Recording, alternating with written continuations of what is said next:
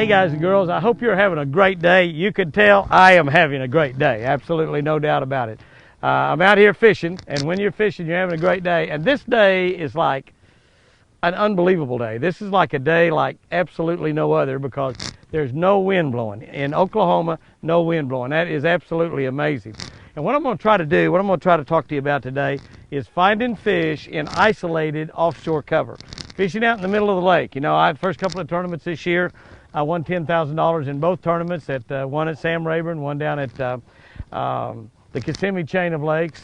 And both those tournaments I was fishing offshore, you know, 100, 200, 300 yards away from the bank, not even anywhere close to the bank. I was fishing different stuff in both of them. But what I'm going to try to talk to you about is fishing isolated cover in deep water. We're going to get in some flats, 13, 14, 15, 16, might even get down to 20 foot, and try to find isolated cover. In other words, I hit something right there. In other words, just little individual pieces of brush, a stump, a log, a piece of brush, or maybe a clump of moss growing up all by itself, but an individual piece of cover. It's one of the most overlooked pieces of fish that you can catch. Because most people will go across a flat and they'll see something here, they'll see something here, they won't ever stop and fish them. Because when you're fishing deep, mostly you're fishing exact spots. Now what I'm going to try to show you how to do is find those isolated pieces of structure. You're going to see them on your locator and then throw at them. And hopefully we'll find one or two that's got a fish on it. Might find one that's got 15 or 20 fish on it, I don't know. The water temperature's dropped, so this technique is probably a couple weeks past due, really. But hopefully we'll find some isolated deep water structure that has a bass on it. Let's get after it and see what we can do. Yeah, I don't know if I got him good. He hit it falling. Nice fish. We have an incredibly beautiful, ooh, nice fish, day out here today. It's almost too pretty to catch fish. It's going to be about 85 degrees, but it's been cold. It's been down to 30. Oh, nice fish. What a great way to start the day right there. It is dead slick, dead calm out here. Look at that fish. Wow, what a way to start the day. Looky there. I can't land that thing. He hit it falling. I got a Tokyo rig on there. See that Tokyo rig? That's one of my buddy up in Kansas built and sent me. This one's got a three-way swivel on it. He builds them actually both ways. Looky there. What a way to start the day out. I just barely had him hooked, but I had him hooked good enough. Looky there. What a way to start the day. Nice 5-pound bass. Short, chunky fish. Not very long, but God, look at the size of him. That girl is going to grow up and be a monster. Yeah, a lot of times when a fish hits falling like that, it might mean there's other fish in the area, because I'm out here in about 12 or 14 foot of water trying to fish some isolated structure. The water temperature has fallen from 83 degrees down to about 70. So it's really changed quite a little bit. It's really changed quite a little bit in the last week or so. We had water that one night, it got down to 31 degrees. Try to duplicate that cast exactly that I just made. I never felt anything except a bite. The bait never hit bottom. Sometimes when it does that, there's several fish there and you throw it in there and that fish sees that bait, jumps up there and grabs it, kind of like a chicken, jumps up there and grabs it before anything else has a chance to. Golly, yes, what a way to start. Yeah. Great way to start any day. Big fish of the day, huh? Big fish of the day? I'd say so. It's the only fish of the day. Could have been a 2-pounder. He'd still been the big fish of the day. Ooh, there's one right there. Off structure fish. Oh, God, that's a big one. Cold. Gee whiz. Golly, this might be a giant. This could be a 10-pounder. God, look at him pull. Look at that. Look at that. Look at that fish pull. Look at that. God, holy cow. If you come up and you're 3 pounds, I'm going to throw my rod and reel in the lake and throw up. I didn't had a 12-pound fight. This has got to be a giant. I mean, this has got to be a giant. This could be a big catfish or something. I don't know if it's even a bass. And it hadn't tried to jump or anything. That's a bass. It's a big bass. He's a big bass. Golly, he's not 10 pounds. He's big though. I came down in that clear water. He's 7 pounds. Come here, God, no, baby. Oh, man.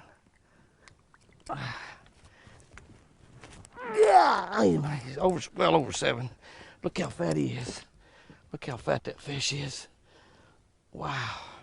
Big old Lucky Strike paddle tail worm on a, I'll show you that Tokyo rig in a minute. Buddy of mine up in Kansas made those. There's a 7-pounder right there. That's a 7-pound bass, 7 plus. 7 might be closer to 8 than he is 7. Giant bass. Holy cow. Gee whiz. Yes! Ha ha ha ha ha. If that fish weighed 20 pounds, it would have surprised me. Well, 20 pounds would have surprised me. This is a Tokyo rig. It's kind of one of the popular baits that way they're rigging worms nowadays. And the big thing it does, they use it for punch bait some too, but the big thing that a Tokyo rig does, it just allows the worm to swing freely over here. This one, my buddy up there in Kansas rigged up on a 3-way swivel, and you got one end of this 3-way swivel tied to your line. You got it tied to the swivel right there. One end of the 3-way swivel's on a split ring, and I got my bait on that.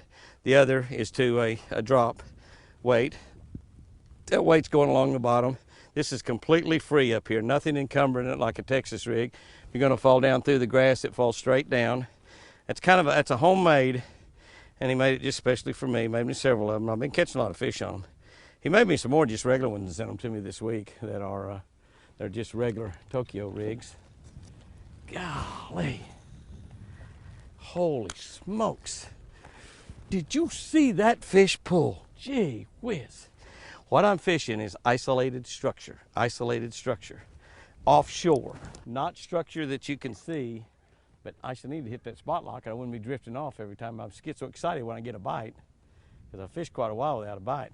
You got to hit the right piece of isolated structure. But I'm fishing structure that's offshore, not structure that I can see except by my locator. You see, mostly it's a flat bottom. Look at that right there.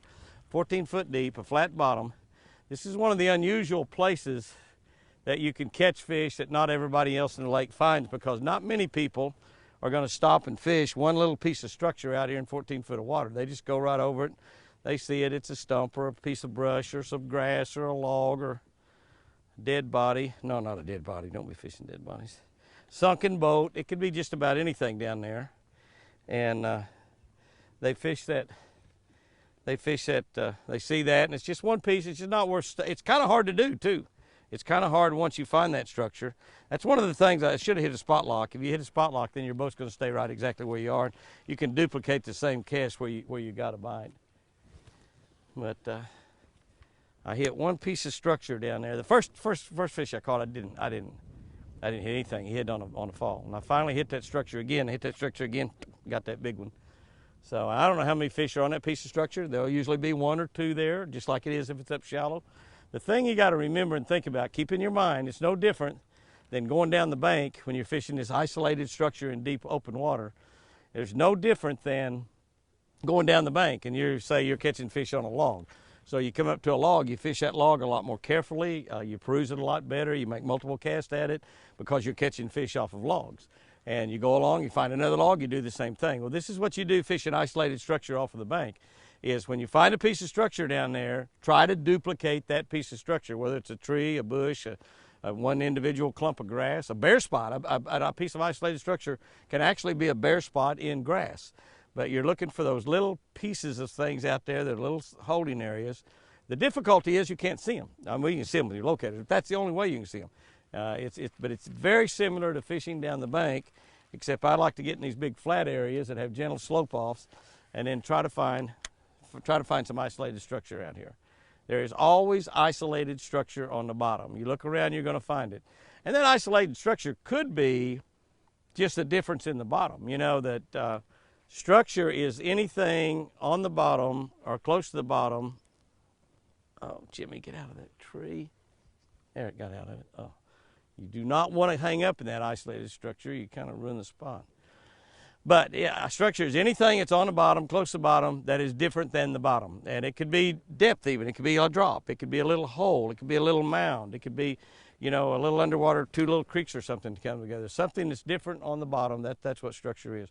And that's what we're looking for. We're looking for those differences. And you can see there's not much out here.